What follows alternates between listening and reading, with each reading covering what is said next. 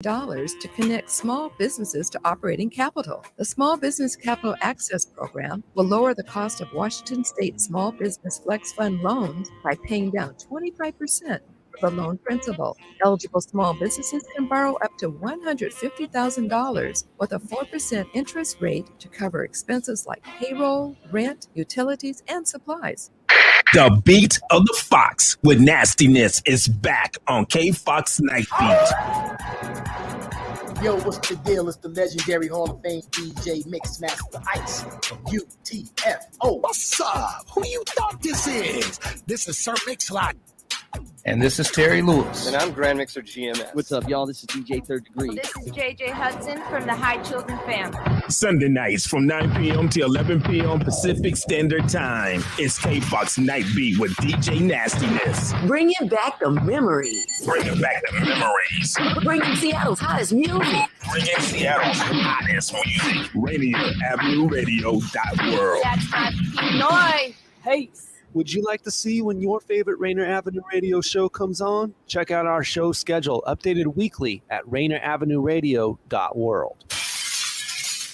Well, there's that shattering glass again. Bettina, Carey here, the founder and CEO of We Empower You, the community, and WeEmpowerYourLife.com, the website.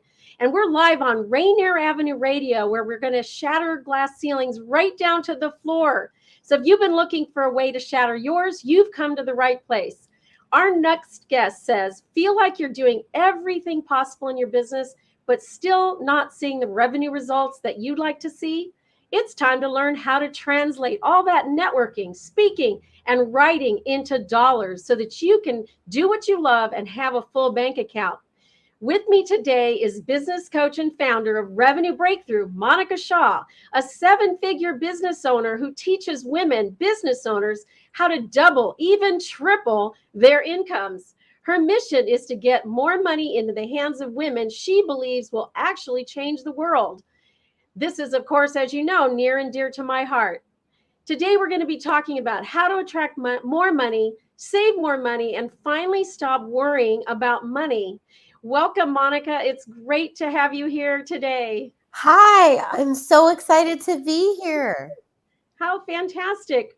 You know, we are just meeting here for the first time because we've been doing everything virtually. So I'm so excited because I've learned about you through your website and through your admin assistant who helped us to get to this place where we are here today. I love what you're doing, helping women to get more revenue into their pockets. And so share with us a little bit about yourself so that we can kind of frame a little bit of this conversation here today. Sure. Thank you so much, Bettina. I am so excited to be here on your amazing show. And there's nothing I like better than bursting through glass. My particular favorite is bursting through everybody's revenue ceiling so that they can start generating more money. I know for me, it was super, super hard to do this. When I started my business, I had just left Kellogg Business School. I had my MBA. I thought that I was hot stuff. And little did I realize how freaking hard it is, right, to start your own business and start selling yourself. Within 12 months of being out, I was $25,000 in debt, and it was craziness. And I tried everything I could to generate more money.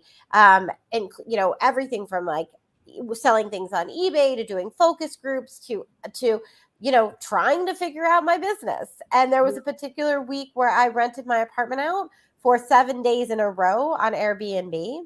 Finally, on that last day, I got in the subway on the way to go home. Got out of the subway. I had 3 bags on one arm, 3 bags on another arm, a bag across my chest, and a roller bag that I was like carrying. And I'm like walking up the subway stairs. New Yorkers, being the nicest people on the planet, are running by me, knocking bags off. I finally get to the top of the stairs, and I picked this particular stop because there was an escalator on one side and an elevator on the other. Looked at the escalator, it was closed. Looked at the elevator, it was closed down for that day. Looked in front of me, and there were 4 more flights of stairs to get to street level. Oh. And at that moment, I had a moment where I put my bags down and I did the unthinkable. I sat down on the New York subway floor. You know, you've hit rock bottom when you're sitting down on a New York subway floor. And I got really clear that I had to figure out how I was going to generate money in my business, or I was going to go get back and get a job.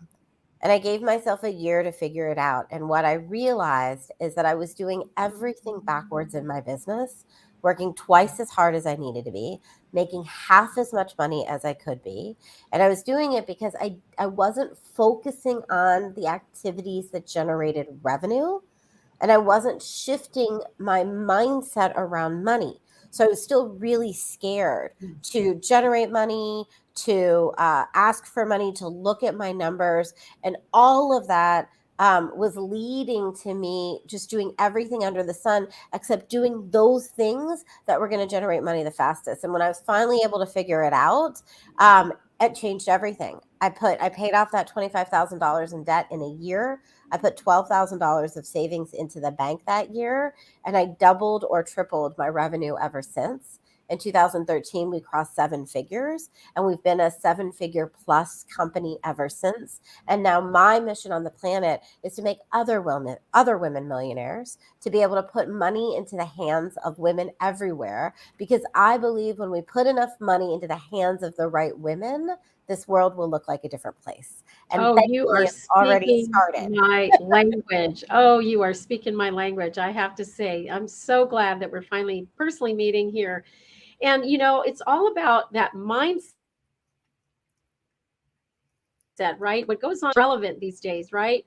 So if you're beating yourself up, if you're, you know, if and when, shoulda, coulda, woulda, you know, if your language is trying hard and working hard, and these things will definitely stop you in your tracks, as you know, Monica.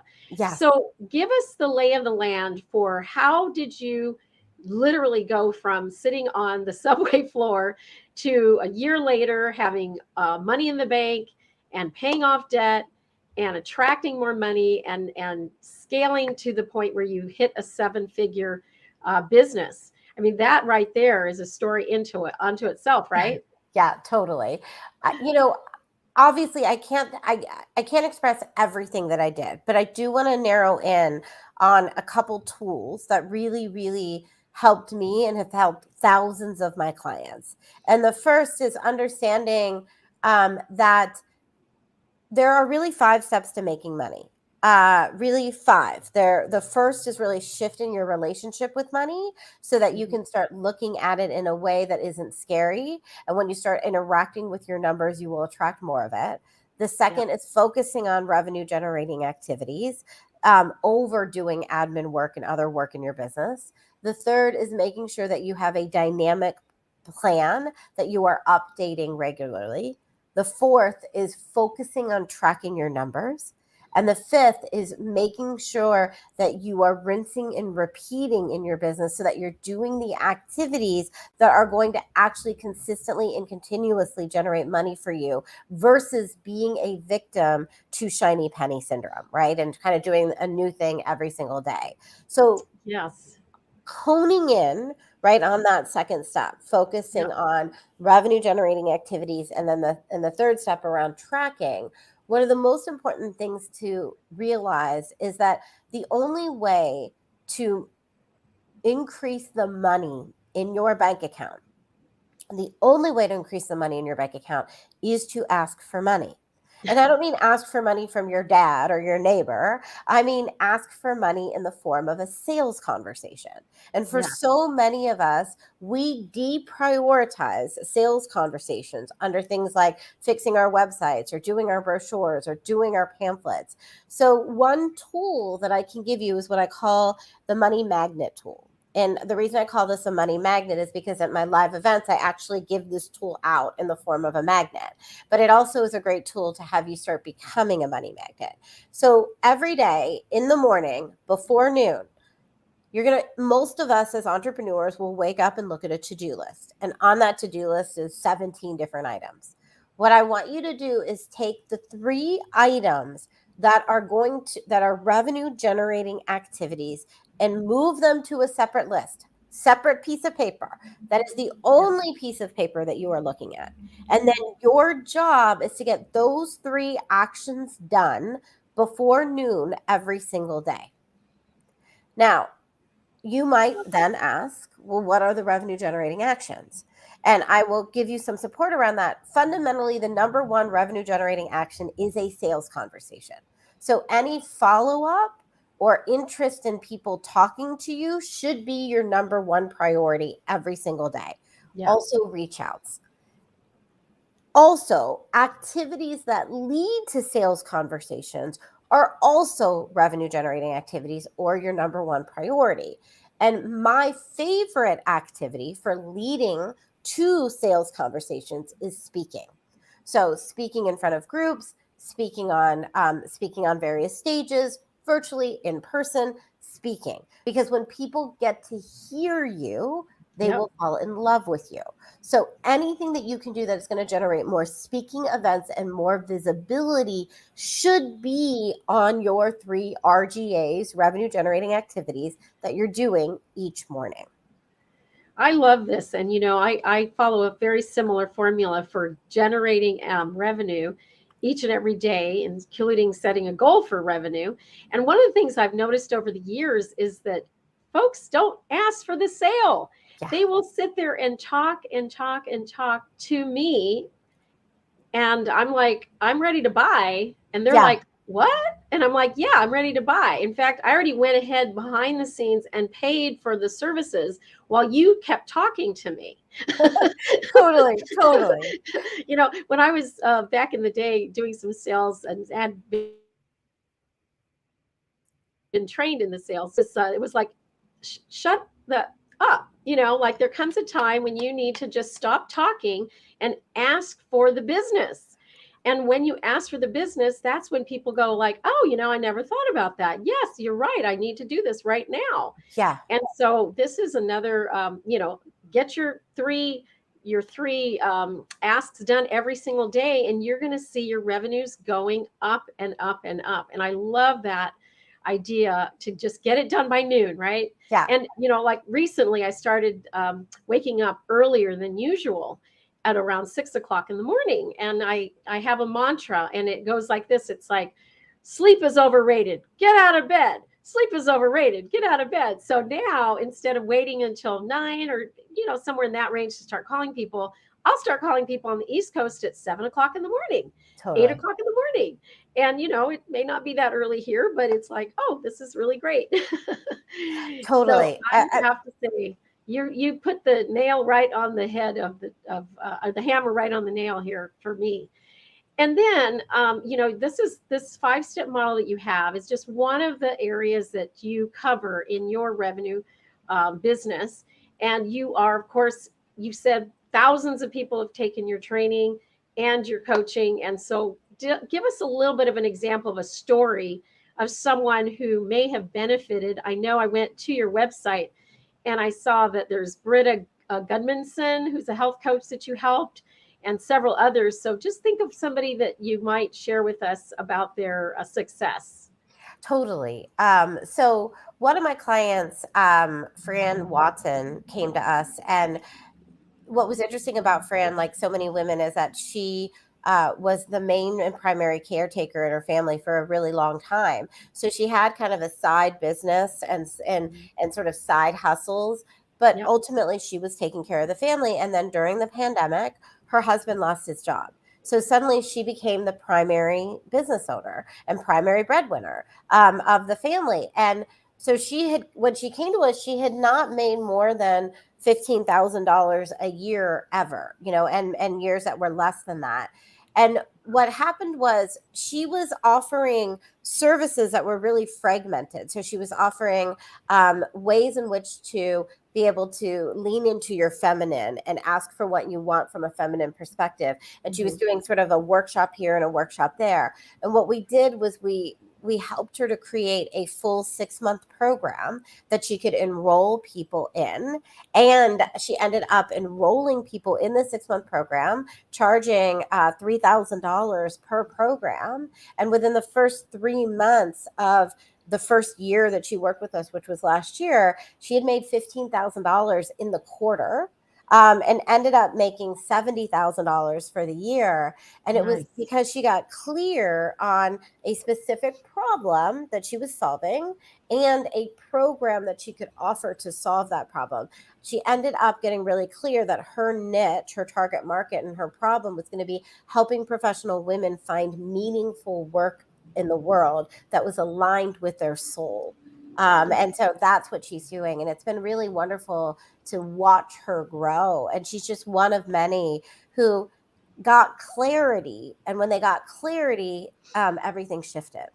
Yes, and you talk about raising prices as one of the step-by-step approaches that you can take to successfully navigate revenue. And so share a little bit more about why you think that raising your prices is part of and parcel to the success of revenue generation. Well, fundamentally, for most people, they are undercharging. And what it comes down to is most people need to be generating at least $3,000, more likely $5,000 and $7,000 a month in order to break even in their businesses. So if you are undercharging, especially if you're a service business, you are going to be having to work with 20, 30 clients in order to generate that kind of money. And most of us don't have the energy or the desire to do that. So it really speaks to, in order to survive in business, for many folks, you've got to raise your prices. Yeah. Now, here's what the key of it. I'm not a business coach that just is like, just raise your prices willy-nilly and it doesn't really matter and you're worth it. I do believe you're worth it. But here's where it fundamentally comes down to. If you are solving what I call a wake up in the morning problem, something that people wake up in the morning having. For example, I want to lose weight. I want to get a new job. I hate my manager. I'm fighting with my partner. I want a partner. I don't want to wake up alone anymore. I don't want to be a third wheel anymore. These are just examples of wake up in the morning problems. If you are solving a wake up in the morning problem for people and you're good at it, people will be willing to hand their credit card over to pay for you. Way too many practitioners I meet are actually focusing on their method or their practice. So like you call yourself an acupuncturist or you talk about the fact that you are a healer or that you are a health coach.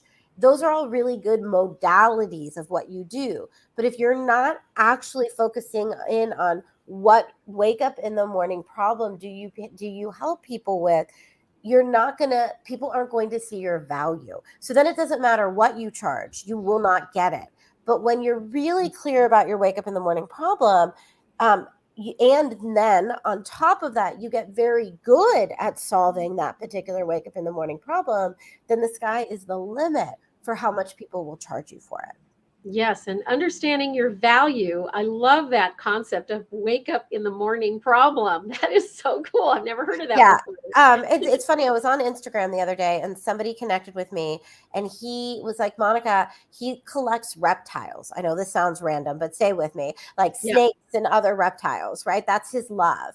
And he wasn't making enough money because what he did for money is he had like reptile shows. He would take them to shows where people could hold the snakes and the lizards and the other reptiles. Yeah. And I was like, well, that's fantastic. But again, people don't wake up in the morning and think, today I want to hold a snake. Like they just don't, right?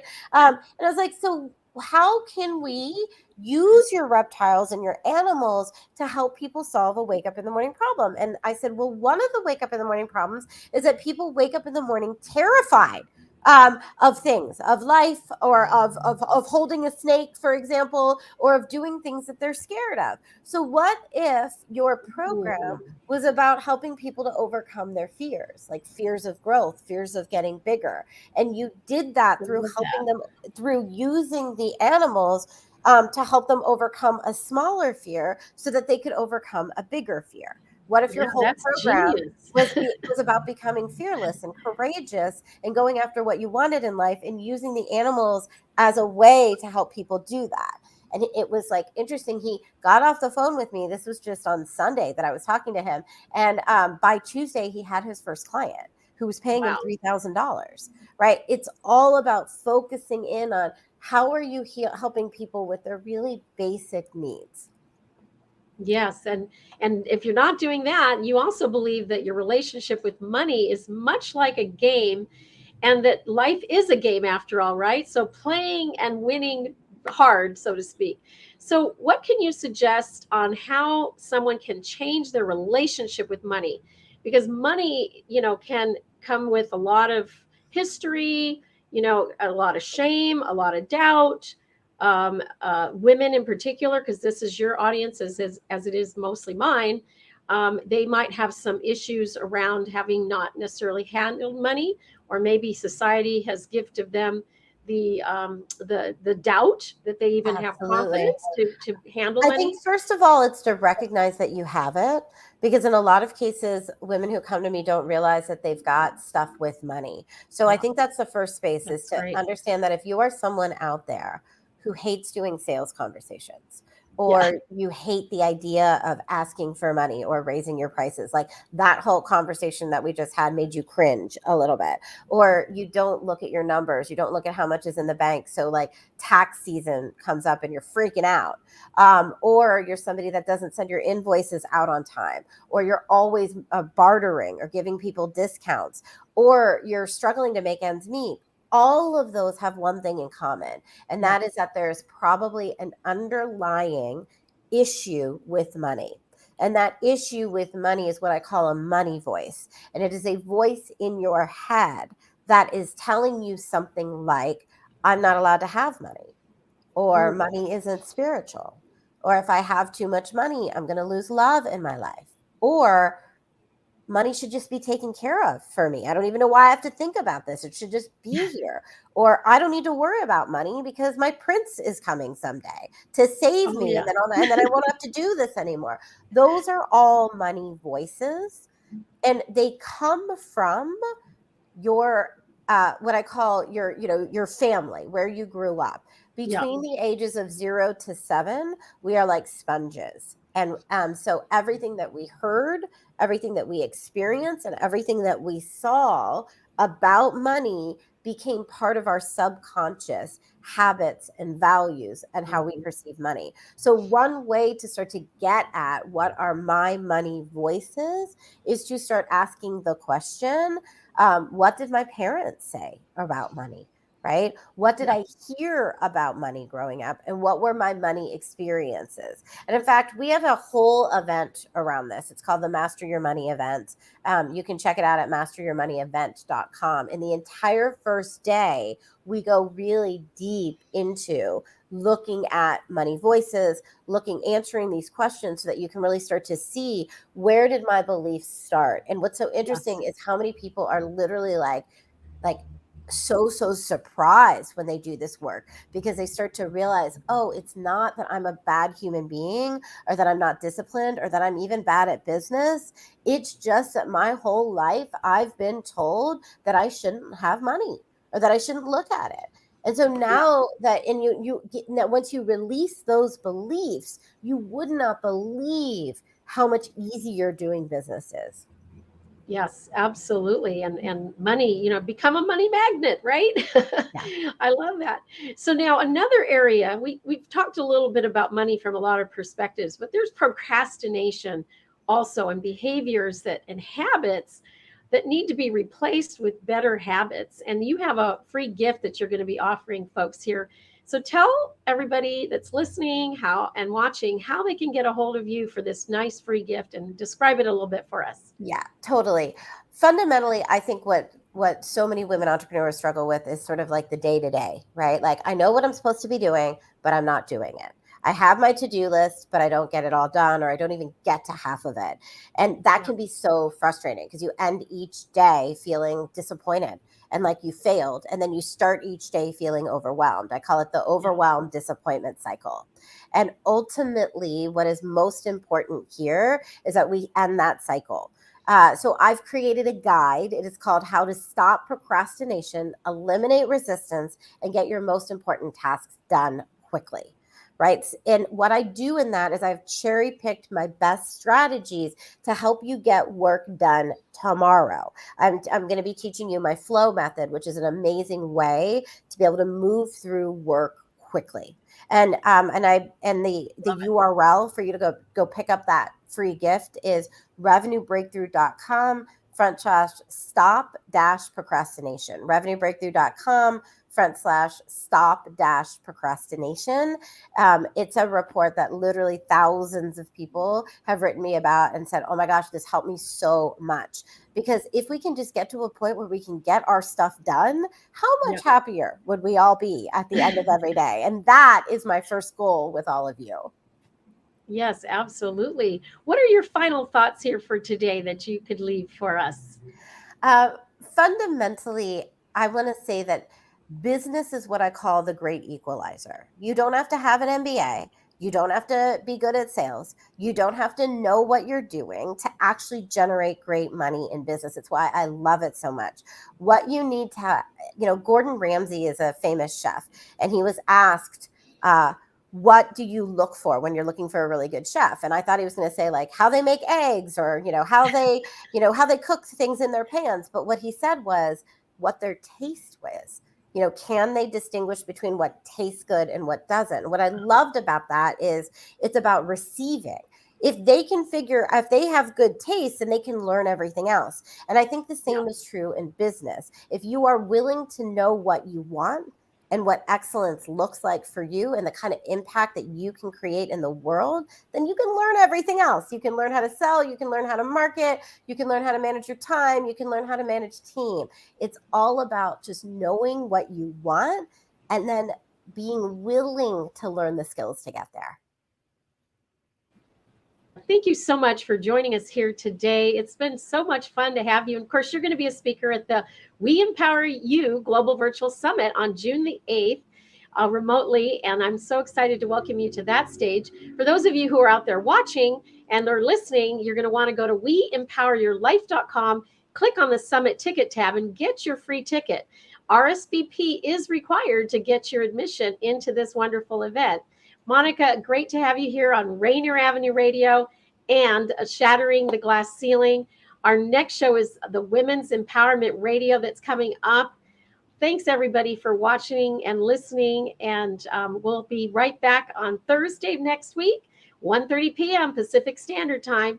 Bye for now, everybody. Take care. Coaching is a noble profession, but in these current tumultuous times, so many talented coaches are finding that they simply cannot connect with people that they could be helping. And people need our help more than ever these days. That is why I conceived the We Empower You Global Community and Global Virtual Summit.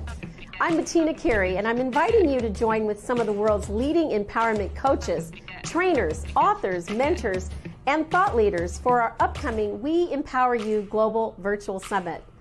There's an old adage and saying that goes, if you want to go fast, go alone. But if you want to go far, go together. It is in that spirit of togetherness that we aim to help connect more talented coaches to the people that they might help.